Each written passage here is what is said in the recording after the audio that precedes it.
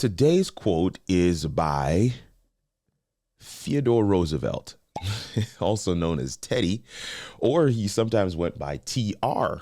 Roosevelt. But many of us know him as President Roosevelt. And his quote says, "Believe you can, and you're halfway there."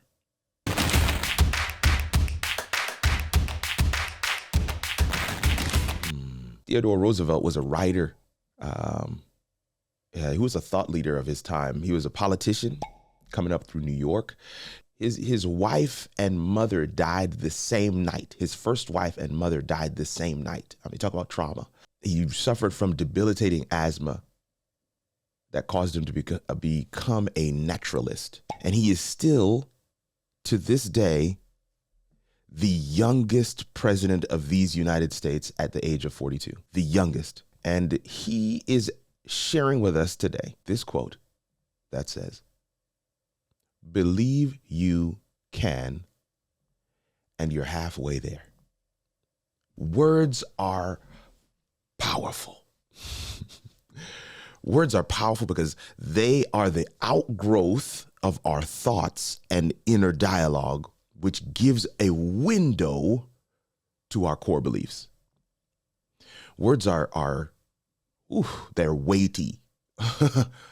They carry power with them, and they speak to a inner belief system that a person has. It takes a long time for a word to come out of the mouth. There's a whole internal process that happens. And so I have a question for you. My good man, I have a question for you. Have you taken stock of the words that you let escape your mouth? What about the mental conversation you're having every single day? In fact, that conversation is happening sometimes moment by moment by moment. Have you checked it? Do you tame it? Many of us will check and ensure that things don't escape the mouth. Escape meaning we just keep it all in here. Many of us will just stay quiet. My cousins in Jamaica used to say, when you open your mouth, you expose your brain. This can be a good or bad thing.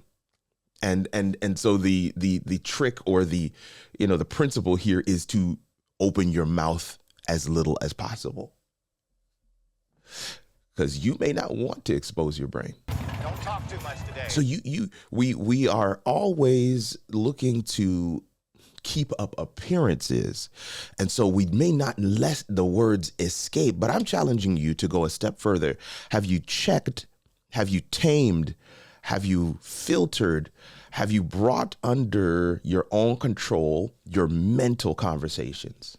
Those mental conversations, those can be killers. They can literally lead you down a slope towards the unknown. I forgot the keys again. Oh, I'm so stupid. I'm always wasting time. Why don't I think? So absent-minded. I'll never succeed. I'll never get ahead. I'm always going to be late. I'll never get the promotions. This is why they're going to fire me. You're going to be broke and on the street. You're a terrible example to your kids. I should just die.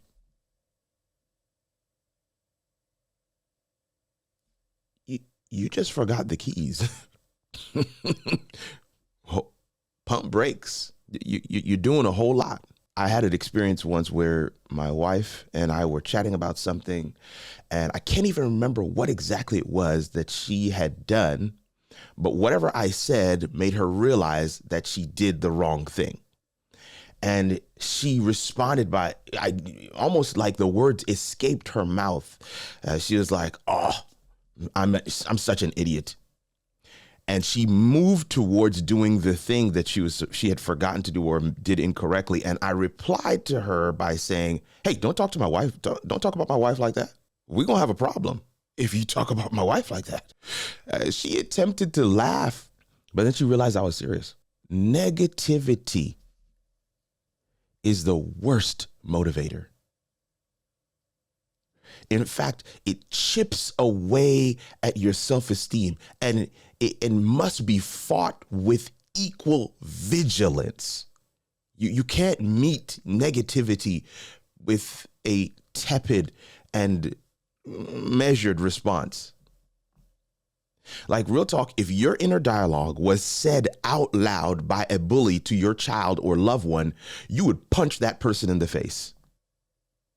And I'm saying some of us should have self-inflicted black eyes right now. I'm okay. Because of that inner conversation, because of that inner dialogue. Did you know that negative thought isn't the issue? It's the rabbit hole of thoughts that we allow ourselves to go down. Watch your head. And so arresting the negative thought right when it happens and allowing it to go forward untouched is the technique that I've found works. And this is a technique I learned from a guest on a podcast that I produce. Her name is Taina Nixon, and she says this: next time you're tempted to berate yourself for trying, berate yourself and go down this rabbit hole of negative thought, try looking at the thought and let it go by. She says, think of your thoughts as a leaf on a stream of water. Let the negative ones float by and replace them with an encouraging one. Oh, why did I eat that burger? I'm supposed to be on a diet. There's the thought. Now you may want to say, you're not going to, the thought is on the river. Let it float by. Take a breath. Visualize that thing floating by and replace the thought. You know, I really don't like the way burgers make me feel. I want to remember this feeling and cut back. I want to remember this space that I'm in and use it as fuel for improvement. I want to plug in to the energy that I would normally expend in beating myself up and repurpose that energy. I want to repurpose that activity in helping myself focus on something constructive. Focus on giving yourself grace. Man, you got up this morning. Give yourself grace. You still have the use of your limbs and your voice. Give yourself grace.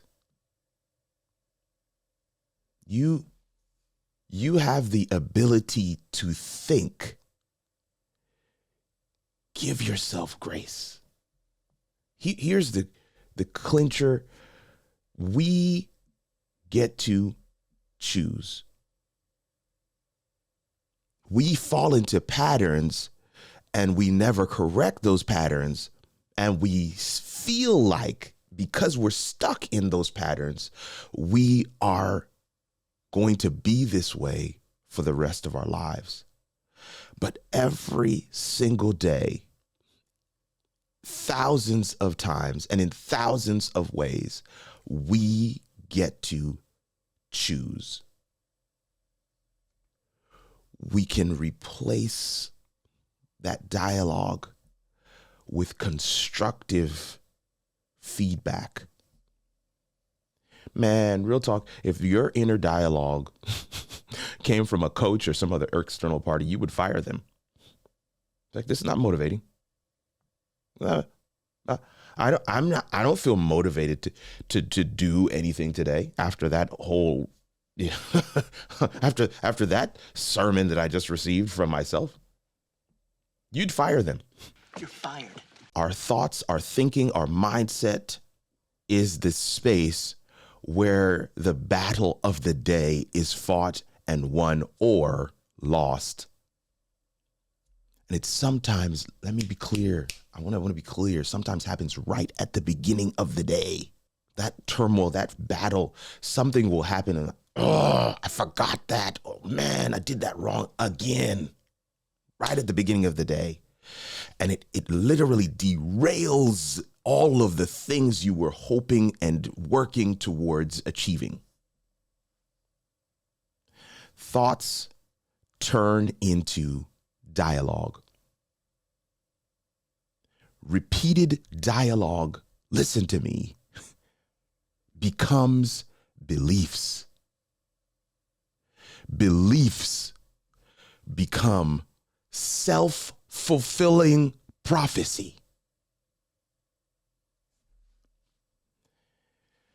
Believe you can, and you're halfway there. Who said you can't do something? If it's that little voice in your head causing there to be some doubt, responding to you doing something, saying, really? Are you sure? Why not listen to the other voice instead? Train that voice to be louder. Allow that voice to have prominence.